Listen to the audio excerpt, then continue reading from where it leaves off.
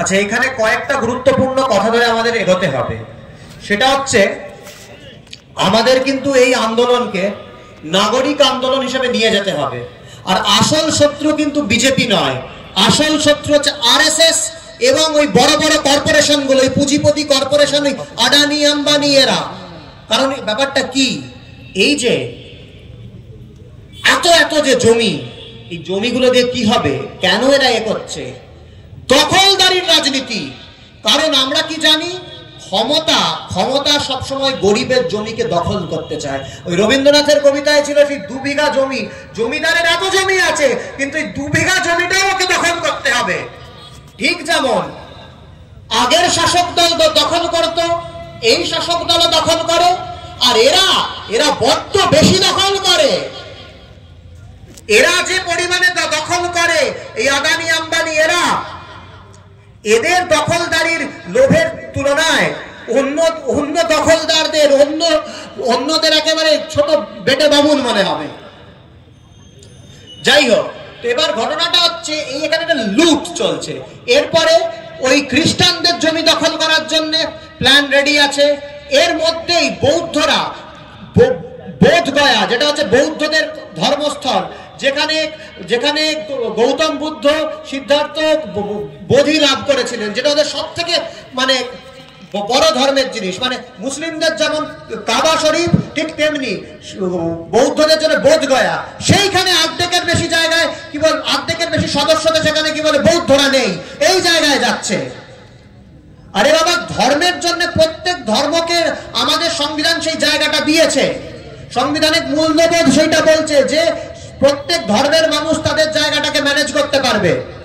সেই জায়গাগুলোকে দখলদারির চেষ্টা চলছে। আচ্ছা, এবার এখানে কয়েকটা গুরুত্বপূর্ণ কথা আমি বলবো, যেটা ধরে আন্দোলনটাকে আমাদের এগিয়ে নিয়ে যেতে হবে। এক হচ্ছে, আন্দোলনটাকে কিন্তু এটাকে 14% কি 15% কিংবা রাজ্যের মধ্যে 28%-এর আন্দোলন করে রাখলে চলবে না। এটাকে সমগ্র 99%-এর আন্দোলনে পরিণত করতে হবে। এবার 99%-এর আন্দোলন করতে ওরা দেবে না, কিন্তু আমাদের করতে হবে। এটাই আসল লড়াই, আন্দোলনের লড়াই ওইটাই যে ওরা চেষ্টা করবে এদেরকে বোঝানো, আরে এটা তো ওই মুসলমানদের লড়াই। আরে আজকে ওয়াকফ দখল করতে আসছে, কালকে খ্রিস্টানদের জমি নেবে, পরশুদিন কৃষকের জমি তুলে নেবে। আরে কৃষকের মধ্যে তো হিন্দুও আছে, মুসলিমও আছে, তাই না? বন্ধ কারখানাগুলো সব বিক্রি করে দেওয়া হচ্ছে। বড় বড় কর্পোরেটদের তারা বড় বড় 15 তলা 20 তলা ফ্ল্যাট বানাচ্ছে সেখানে। আর এটাই তো ব্যাপার না। ওই যে যেমন রাকেশ দা বললো, বহরমপুরের কোথায় কোন ওয়াকফ জমি আছে যেখানে কি বলে মসজিদ ছিল, সেটা দখল হলে কি হবে, সেখানে দেখবেন একটা 10 তলা ফ্ল্যাট তুলে দিয়েছে। কিংবা না হলে আদানি আম্বানি সেখানে বড় বড় কাজ করবে। কখনো আদানি নেবে, কখনো আদানির 1000 ভাগের 1 ভাগ ছোট দালাল নেবে। এটাই এই ক্ষমতার দখলদারির রাজনীতি। তো সেটার মধ্যে নাগরিকের হকের কথা বলতে হবে। এই ওয়াকফের আন্দোলন আমি আগেও বলেছি, আমি এখানে কেন আছি এই আন্দোলনে? আমি আছি কারণ আমি মনে করি, নেলসন ম্যান্ডেলা বলেছিলেন, পৃথিবীর এক কোণে যদি অন্যায় হয়, সেটা সারা পৃথিবীর সব জায়গায় ন্যায়কে আক্রান্ত করে। আমার যখন 14% সহনাগরিক যখন আক্রান্ত, আমি ভারতীয় নাগরিক হিসেবে, আমি বাঙালি হিসেবে আমি কিন্তু আক্রান্ত। আচ্ছা, এখানে যাতে 99 ঐক্যটা না হয়, তার জন্য ওরা কিছু চক্রান্ত করে রেখেছে। ওরা হোয়াটসঅ্যাপের মাধ্যমে, ওদের ফেক নিউজ ইন্ডাস্ট্রি আছে, ভুয়ো খবর ছড়াচ্ছে, মানুষের মধ্যে ঘৃণা ঢোকাচ্ছে আর ভুয়ো খবর, ফলস নিউজ ছড়াচ্ছে। ওরা এই ধরনের কিছু খবর ছড়াচ্ছে। আমি বলি যে ওয়াকফ মানে যে কোনো মুসলমান যে কোনো জায়গাকে বলতে পারে এটা ওয়াকফ জমি, বলে আপনার জমিটা কেড়ে নিতে পারে। আরে আপনার ফ্ল্যাটটা, আপনার ঘরটা নাকি হিন্দুদের বোঝানো হচ্ছে, ফেক নিউজ হোয়াটসঅ্যাপ ফরওয়ার্ডে যে কি বলে কেড়ে নেওয়া হতে পারে। আর তারপর হবে কি, ওইটার বিচার আদালতে হবে না, ওটা ওয়াকফ ট্রাইব্যুনালে হবে, মানে ওরা আপনার জমি কেড়ে নেবে। এগুলো যে সম্পূর্ণ মিথ্যে কথা, ভুয়ো কথা, এগুলো নিয়ে আমাদের কথা বলতে হবে।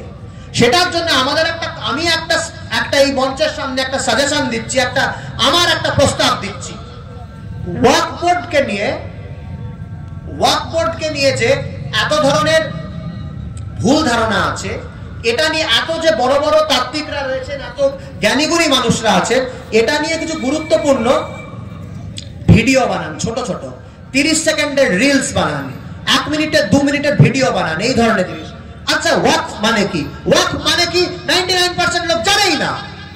মানে আমি অমুসলিমদের মধ্যে বলছি, অমুসলিমদের 99% লোকে জানেই না।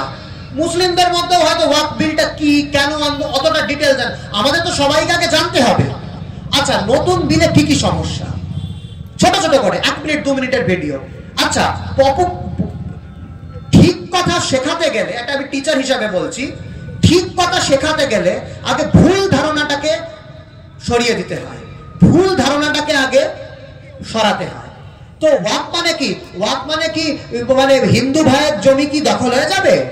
ওয়াকফ মানে কি? ওয়াকফ মানে কি যে কোনো মুসলিম এটা যে কোনো হিন্দুর জমি চাইলেই সেটা দখল হয়ে যাবে? একজনকে বলছিল আমাকে যে কথা লোকের মধ্যে ছড়ানো হচ্ছে, এটা যে নয়, কেন নয়, ওয়াকফ জমি কি, মেন ব্যাপারগুলোকে, এগুলো ছোট ছোট ভিডিও বানান। এটা ছাড়া ওয়াকফ বোর্ডের সাথে যখন একটা ইউনিফর্ম সিভিল কোড নামাবে, আপনি কটা ফ্রন্টে লড়বেন? কটা ফ্রন্টে লড়বেন? আপনি ওয়াকফ নিয়েও লড়বেন, আপনি ইউনিফর্ম সিভিল কোড নিয়েও লড়বেন, আপনি কি নিয়ে লড়বেন?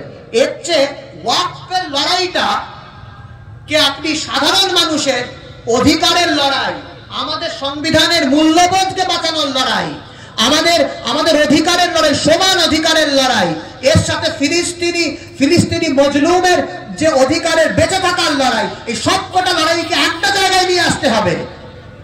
এবং এই লড়াইটা আমাদের গড়ে তুলতে হবে। এই লড়াই কিন্তু কোনো রাজনৈতিক দলের লড়াই না, এটা মানুষের লড়াই, এটা মানুষের লড়াই, এটা নাগরিক সমাজের লড়াই। এইগুলো আমাদের করতে হবে। এইভাবে লড়াই করে আমাদের ম্যাক্সিমাম মানুষের একটা ইউনিটি গড়ে তুলতে হবে, ম্যাক্সিমাম মানুষের ঐক্য গড়ে তুলতে হবে। মানুষকে বোঝাতে হবে, ওরে তুই মজা পাচ্ছিস ওয়াকফ বোর্ডের মধ্যে দুজন অমুসলমানকে ঢুকিয়ে, তুই ভাবছিস তুই মজা পাবি? ওরে ও দলিত ভাই, ওরে ও ওবিসি ভাই, আগে দেবত্ব সম্পত্তি যেগুলো আছে, সেই দেবত্ব সম্পত্তিগুলোর বোর্ডে একটু রিজার্ভেশন চাইলে হয় না? সেখানে একটু দলিতদের রিজার্ভেশন চেয়ে দেখাক না, আরএসএস না দেবে? দেবে আরএসএস, আমি খোলা মঞ্চে বলছি। আরেকটা কথা, অত মুসলিমের ওয়াকফ বোর্ডে অত অংশ নেওয়ার লালসা কিসের? কেন মুসলিমরা মুসলিমদের প্রপার্টি নিয়ে থাকবে, থাক না, তাতে অমুসলিমদের কি?